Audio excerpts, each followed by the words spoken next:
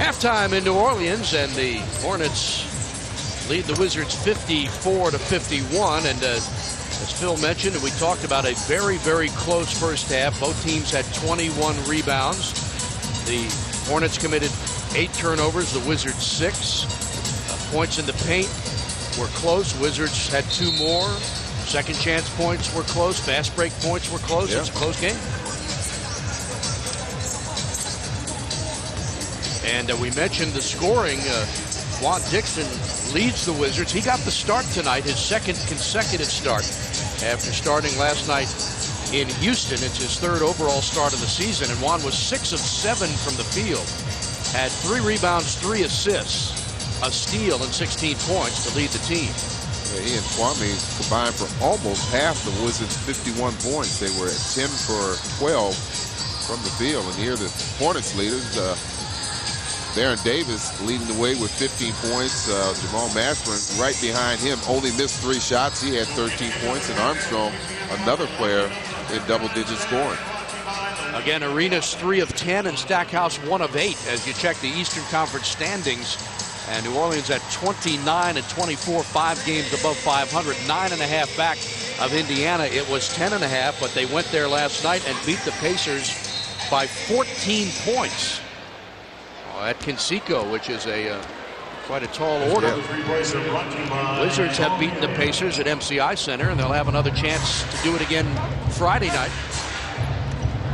Dixon looking for help. Stackhouse, Dixon, Kwame, Haywood, and Arenas start the half, and a turnover by Washington on their first possession. Kwame rolls. He has to continue to roll in the basket, to the basket. That pass from Stackhouse was leading him to the basket.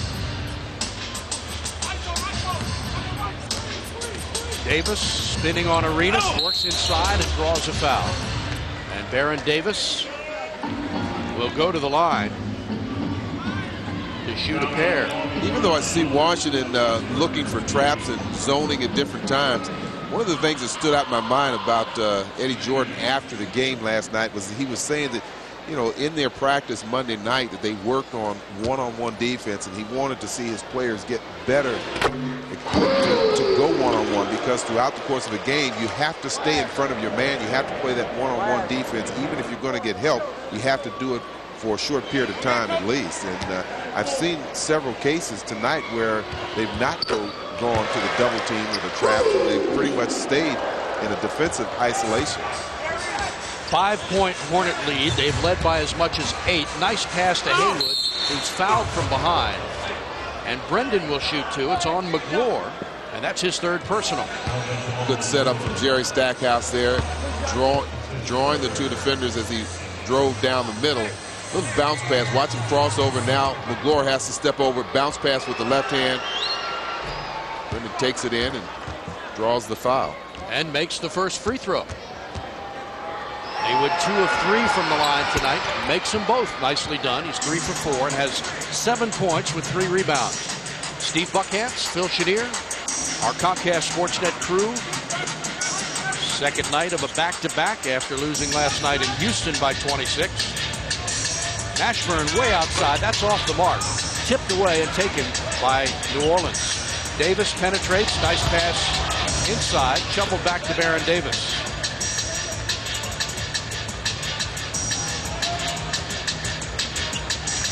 Knocked away by Dixon. Davis gets it back, flips it up, and they score. Good recovery, really, from Baron Davis. I thought Juan did an excellent job defensively to strip the ball. Boy, what a move, but Juan couldn't finish it, and it's knocked out of bounds. They'll give it to the Wizards. Juan's speed got him around Armstrong, and thought he had a layup. Well, he really had to, if you notice, he really had to stretch out his strides just to get to the basket.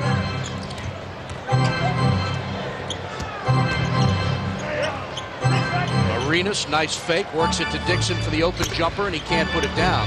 Kept alive by Arenas to Dixon.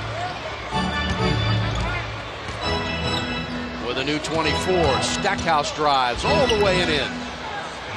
They're finding some seams in that defense, and that time Stackhouse was able to get through and finish with the left hand. Hornets by 3, approaching 10 minutes to go, 3rd quarter.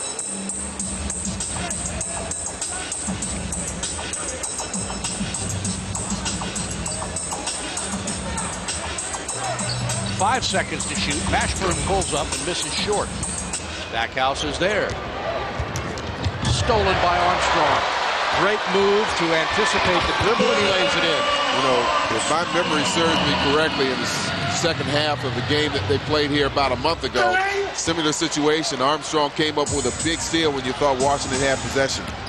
Mashburn runs over Stackhouse, and that's an offensive foul. Just what you talked about last night. Don't give the ball back to the guy in the middle if he's your big man. Oh, yeah. On the run. Yeah.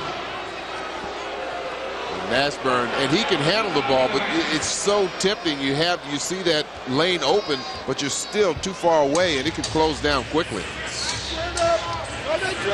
Jerry did the same thing last night to give up his body for the offensive foul.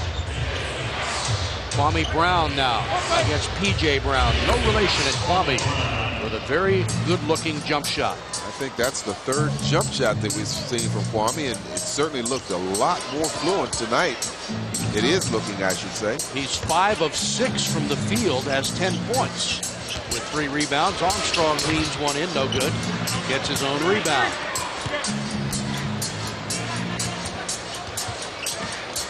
Alley-oop. Flushed by McGlure, and he's fouled.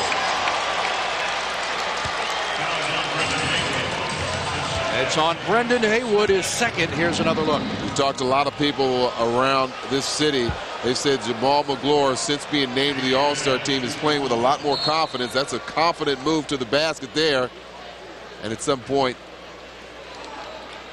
Brendan has to realize, hey, I gotta. Overall for Brendan Haywood. Cuts the lead to 7. Davis all the way, lays it off for Brown, who slams it in. Give the assist to Baron Davis. That's his 8th of the night to go along with 17 points.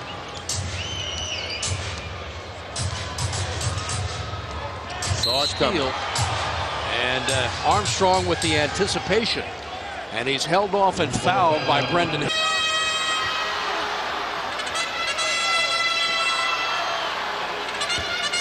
Mashburn on Stackhouse. Fadeaway. Got it. Well, he's so good. Selected to play in 5 All-Star games, played 10 years in the league. Went to the Hall of Fame in 1987. The Jazz playing in New Orleans from 75 to 79, 5 seasons, and then moved to Utah for the 79-80 season. Pete Maravich led the NBA in scoring with the Jazz in 76-77 when he averaged 31.1 points per game. In fact, he had an amazing college career at LSU, averaging 44.2 points per game for his career. He averaged 40 or more points per game every year, including his freshman season. And there's his retired jersey up in the rafter, and I tell you, he's one. Our smoking stops here. Player of the game, Baron Davis. 23 points, 13 assists, and what a night he had.